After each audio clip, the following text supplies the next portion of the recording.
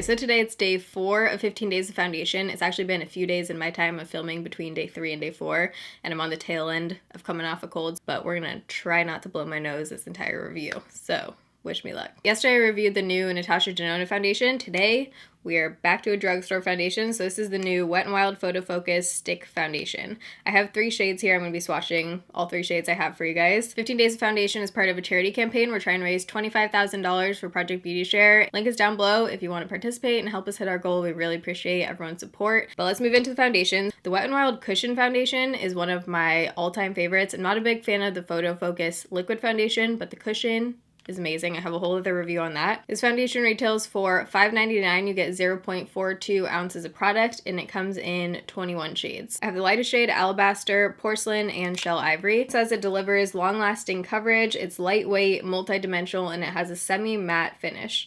Infused with argan and sunflower seed oils. My skin usually does not react well to argan oil. As it was tested in 7 different lighting conditions for flawless wear and no filter Insta-worthy selfies. So we'll see how it looks on flash. I always do a flash test. And that's basically it. So it doesn't say exactly what the coverage is supposed to be. It does say it's supposed to have a semi-matte finish. Let's move into swatches. Here they are. All right, so swatch time. We're in natural lighting here, and I did 5 stick foundations. Well, 3 of them are Wet n Wild, but 2 other stick foundations, and then kind of a couple of my go-tos so we can see how the shades compare. But here's the Wet n Wild stick foundation in the lightest shade 413B Alabaster. Next over is Wet n Wild stick in Porcelain, and then Wet n Wild stick in Shell Ivory. So these are the 3 lightest shades. You can see there's quite a difference in shade range here. Here's the Makeup Forever stick foundation in Y205, and then Anastasia stick foundation in Ivory. I don't love the Anastasia one at all. It looks horrible on my skin, but I'm just including it so you can see the comparison. This isn't their lightest shade. This is just one of the shades I have. Here's Dermacol 208 and Zero Life Proof in 101, 2 of my closest shade matches. And then this last swatch is Maybelline Fit Me Matte and Poreless in 110. Again, don't love this foundation. Just include it because it's a drugstore foundation that a lot of people know, so you can see the shades. If you're excited for day 4 of 15 days of foundation and you enjoy it while you're watching, don't forget to give this video a thumbs up. I do appreciate it. Helps me out. If you're new here, you can subscribe to upload. Nope, you're not uploading. I'm uploading. To watch every single day, 6 p.m. Pacific time when the new video goes out. Okay, so it's 9:18 in the morning right now, and I'm feeling a little bit social media drained right now, so I'm gonna try and pep it up for this video, but sometimes it's hard, you guys, filming and like separating things, but we are here. We are trying out a stick foundation today, so I haven't done swatches yet, so I'm not sure which shade I'm gonna be. I'm gonna do cheek swatches of each shade. My nose is still like red and peely from being sick under here, so I do have some dryness. Okay, so this one, what was that? Porcelain is definitely too yellow for me, but this one looks too light, so maybe the undertone of Shell Ivory is better. Even though it's darker, I might have to mix 2 shades. Oh yeah, the undertone of Shell Ivory is definitely better for me, but that does look too dark. So I think I'm going to mix the lightest shade, Alabaster, with Shell Ivory. So I almost always use this Sigma F82 flat top round kabuki for stick foundations because it's super dense and it just blends them out really well. Ooh, that's looking nice. So I'll probably still try a sponge on the other side just to see. Like the coverage, I might have mixed it a tiny bit dark. I'm gonna add just like a little of the lighter in here. Okay, it doesn't seem like it's super buildable. When I just put that on, it kind of like wiped off underneath. So I think this is one of those stick foundations that you kind of have to put on the amount that you want on and blend it out one time. Don't try and build it probably. I'm gonna do like half with each shade. Let's try the sponge. It's my LA Girl sponge dampened. And I have already prepped my skin. I always have the products down below.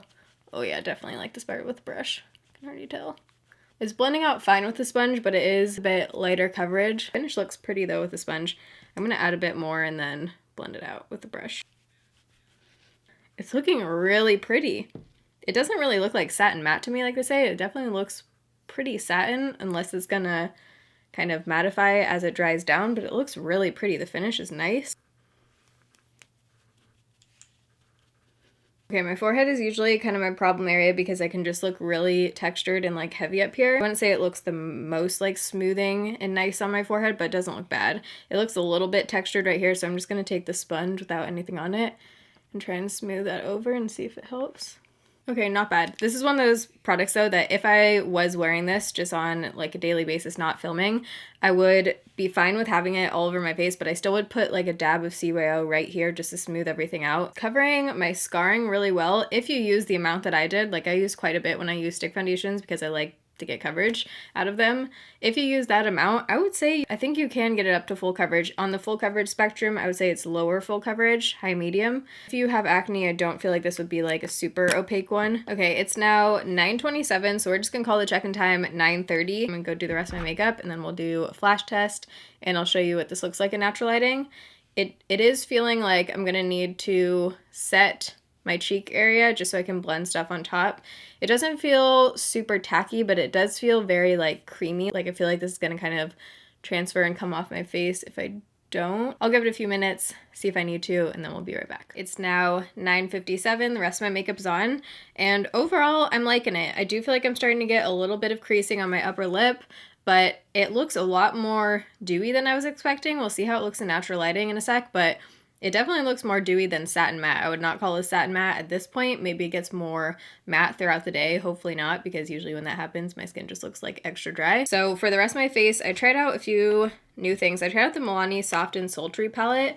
This is what it looks like. This is new on their website, just placed a Milani order. I love the Milani Bold Obsessions palette and the Mad for Mattes. Both of those are amazing. The formula of this one seemed a little bit different to me. I didn't not like it. It was just a little bit harder to work with, but I'm going to keep playing around with these. This shade I put all over my lid, and you definitely have to wet this. It's almost like a little bit chunky or something. For highlighter, Ofra actually repackaged, redesigned everything, and this is the shade I use. This is Pillow Talk. Super pretty, like light pink highlight. Ofra highlighters are growing on me. I feel like they used to look too glittery or something, and now, I don't know, I'm kind of into them. Also tried out the Milani Silky Matte Sunlight Bronzer. I think this is new, and I'm gonna have to try this one again too because it basically felt like super dry. It almost felt like the Marc Jacobs formula, like very dry, so I just kept putting my brush in and then I put it on my face and I got like way too much, so I feel like I'm gonna have to try this again, but the tone looks really nice. For blush I used NARS Free Soul. It's like a shimmery kind of pink shade, and then for lips I used Becca Chrissy Teigen Glow Gloss in the shade Beach Bum. That's all I have on my lips. This is super pigmented and it's also a lot like darker and more orangey than I was picturing. Nose blowing update has not happened yet, but I feel like it's coming. Alright, so let's go to natural lighting. Okay, looking at it in natural lighting, I think I may have mixed it a little bit light. Yeah, it looks a little bit light. Whoops. But yeah, as you can see, it looks pretty glowy. I really like the finish. I think it looks really nice, but let me zoom in so you can see some of the creasing. So a little bit starting, not bad at all, but hopefully it doesn't get worse throughout the day. Here's around my pore area and the forehead. I actually feel like it's kind of like warming up to my skin a little bit on my forehead. I like how it looks better right here than I did when I was first applying it. I also think this lip color is kind of like washing me out. We might take that off. Let's do a flash test. Definitely looks too light. It doesn't look like it has horrible flashback, but it does have a little bit. I mean, it looks probably like half a shade too light right now on my face without flash, and in the photo it definitely looks like at least a shade too light, so I think there is a little bit of bounce back. It looked pretty ghostly. I'll see you guys in a few hours in natural lighting for the next check-in. All right, check-in time. It's been on for 6 hours. It's now 3:30. I've glanced at my face a couple times and it almost looks like greasy to me. Yeah, it just looks a little bit oily. It's making my pore area around here a bit greasy, and I think my forehead also looks just a little bit more like oily. And this is a natural lighting right in front of the window. Is that the front door? All right, Ulta delivery. Not really loving this whole eye look situation, but here's what it looks like up close. So yeah, you can just see like I'm looking pretty shiny in places, and I don't get oily throughout the day usually, so the creasing hasn't gotten too much worse. It looks about the same. So I don't think it looks bad at all. It just looks a little bit on the shiny side, but overall I still think it's doing pretty well. So I'll see you guys at the end of the night. All right, it's now been on for almost 10 hours. It's 7:18, and I just looked in the bathroom mirror and I feel like it's looking a little bit better out here. I feel like I can just see it, like especially sitting on my forehead, and it's rubbed off a little bit in certain areas, especially like over here. Looks a little bit red. I wouldn't say it's like the most long lasting. If you have oily skin, I definitely think you're gonna need to use some kind of like oil controlling primer powders over top, because my oil, I don't even get oily skin, but I do have like greasy looking areas on my face, like around my nose and especially on my forehead. So I'm gonna zoom in. I just don't feel like I would really want to reach for this one again over some other ones. Why does it look so bright? There we go. Yeah, you can see it's rubbed off in certain areas. It's like totally off.